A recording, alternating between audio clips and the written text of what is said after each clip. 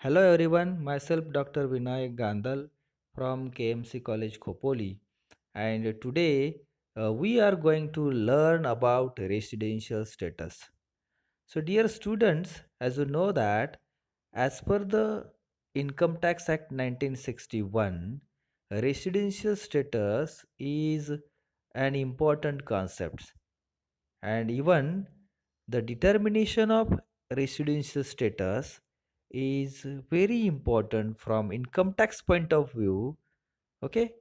So if you want to determine the income tax liability of any assessee, it is a must for all of us to determine the residential status of that assessee for a particular previous year. So already we have been studied about various basic concepts of income tax. Okay. So in earlier lecture we have been also studied about the definition of person, assessee, assessment year, previous year, income and income tax. Okay. So now you are all are familiar with income tax. But keep it in your mind, before determination of tax liability, we must understand residential status. Means sometimes there may be a chance of occurring a questions in front of all of us. What is residential status of an assessee? Or how residential status is to be determined? Or even why residential status is must to understand. Okay. So dear friends, normally it is said that the tax liability of any assessee is mostly depends upon residential status of an assessee. Or even it is also stated that the scope of income tax is depends upon the residential status of a person. So it is very necessary to determine the residential status of a assessee for a particular previous year. Or when we want to determine taxable income, you have to first determine the residential status of that assessee. Okay. So before discussing about residential status of an assessee, we must know about the person. Okay. So person is liable to pay tax if his income exceeds certain limits. As you know that the income tax exemption limit is rupees 2,50,000, right? So if you are getting a income in a previous year, and if your income exceeds that limits, means if your income is more than exemption limit rupees 2,50,000, then you have to pay tax. Okay. So there are many types of persons. So before determination or understanding the residential status, it is must for us to understand various types of persons. So Income Tax Act 1961 gives inclusive definition of a person, and the person is going to pay tax whenever his income exceeds certain limit. That is, if his income more than 2,50,000, then they are going to, or they have to pay tax.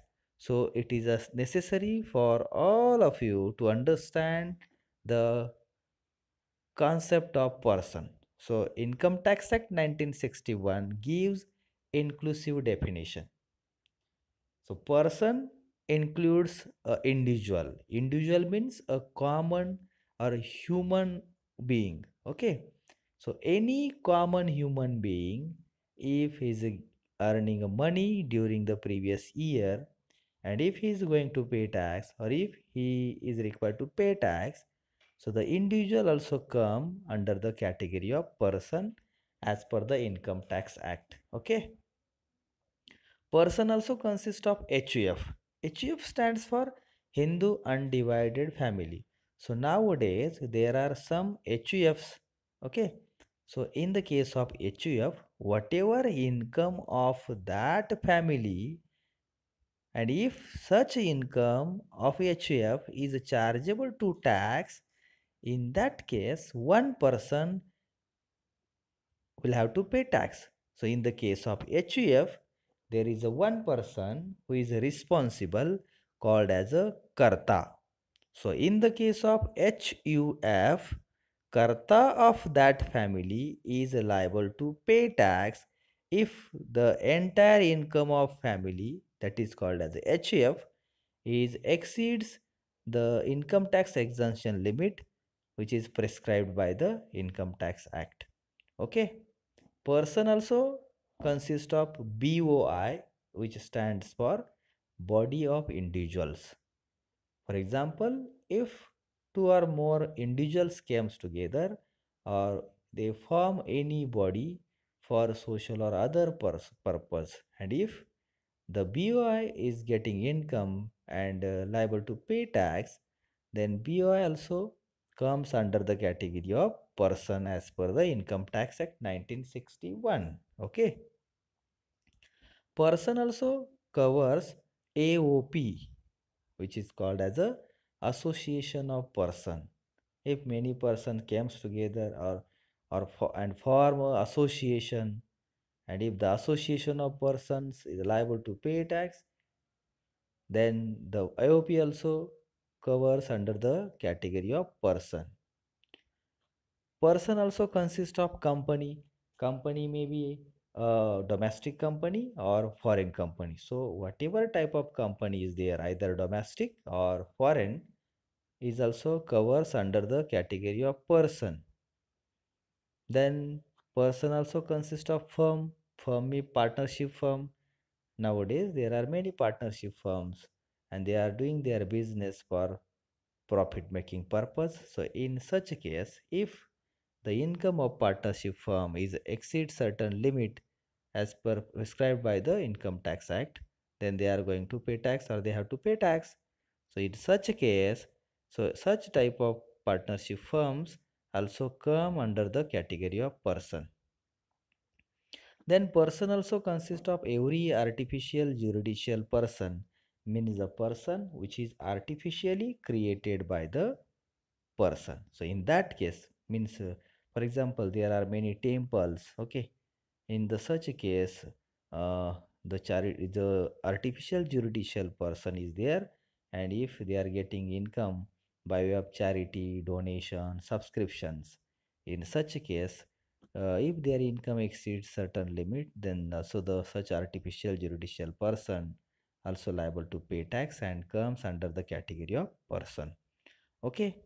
The person also consists of a local authority, means the authority which is working on behalf of government at a local level. So if such authorities are there, they also comes under the category of person. So dear students, uh, uh, these are the various elements of persons, and that is must from the income tax point of view for the purpose of determination of tax liability. Okay. And now uh, we are going to learn about the classification of person. Person sometimes may be classified into two main categories, that is called as a resident in India as well as and non-resident in India. Means person may be resident of India or non-resident of India. So in the case of residential status, we must understand the concept of resident in India and non-resident in India. So there are some provisions with relation to residential status of an RCC.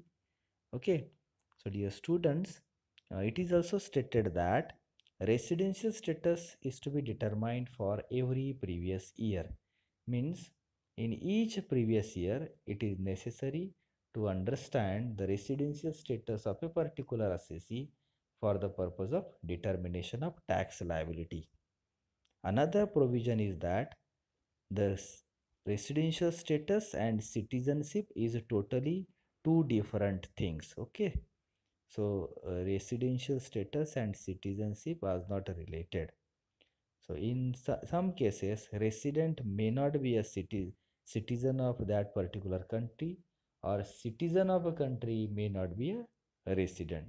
Okay, so keep it in your mind the main difference between residential status and citizenship. And the determination of residential status is very essential for deciding whether foreign income is taxable or not. Means whenever we want to decide whatever income derived in a foreign country, so it is totally depends upon the residential status, either it is taxable or not. Okay, so dear students, then now we will learn about types of resident. Okay, so dear friends, there are main two types of resident, that is resident in India and non-resident of India. A resident is also again classified into two categories, that is ordinary resident and not ordinary residents. Okay, so now we are going to discuss about the residential status of an individual.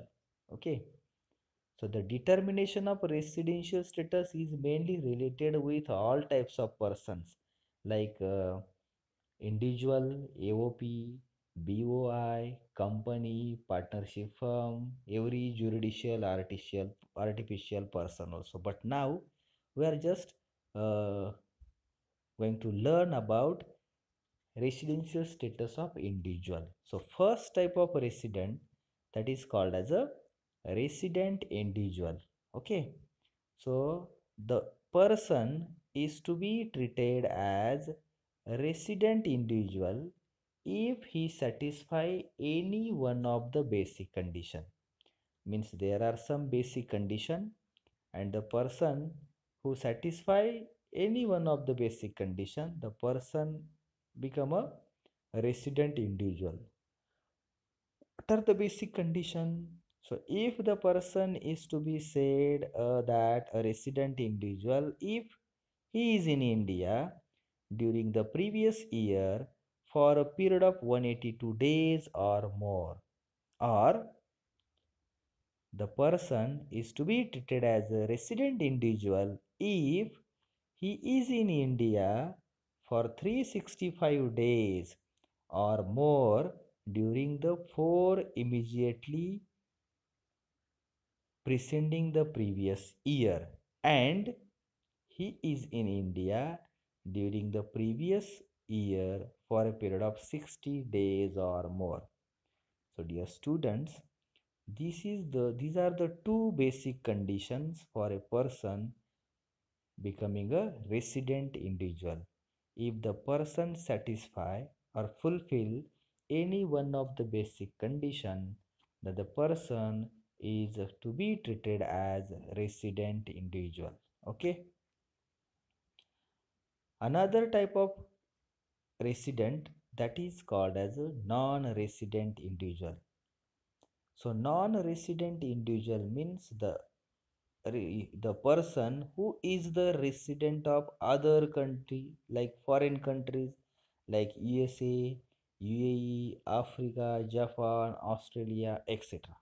Okay, so according to section 2 subsection 30 of Income Tax Act 1961, non-resident means a person who is not a resident or who does not satisfy any of the basic condition of resident individual.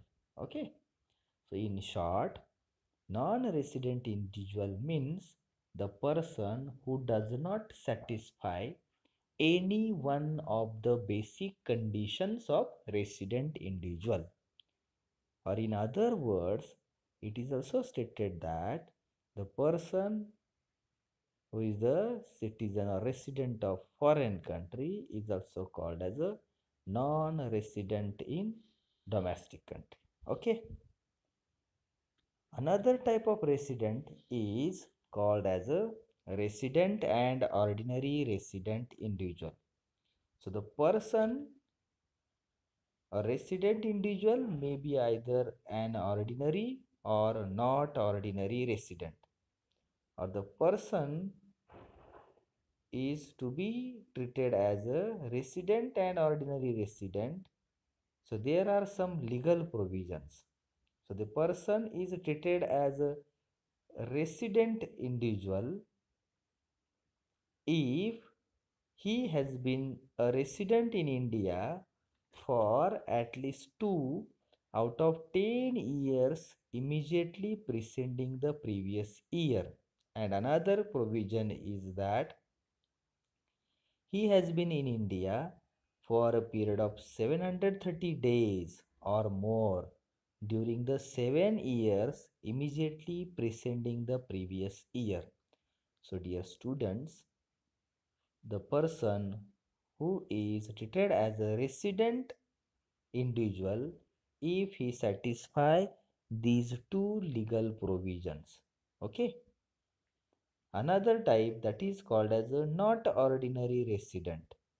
So the person is to be treated as a not ordinary resident if he fail to satisfy the additional conditions, or if such a person is an individual who has been a non-resident in India in 9 out of 10 previous years preceding that year, or has during 7 previous years preceding that year been in India for a period of 729 days or less. So, dear friends, this is an some legal provisions with relation to residential status of an assessee who is called as an individual. Okay. So, dear friends, keep it in your mind, residential status of any person is an important for the purpose of determination of income tax liability. Okay. So residential status is to be determined for every previous year, or before determination of tax liability, it is important from all of us to determine residential status, and it is essential to determine whether foreign income is to decide foreign income is taxable or not. Okay. So these are the some types of resident of individual. If you are having any difficulties in relation to that, you may ask or make a comment. Thank you.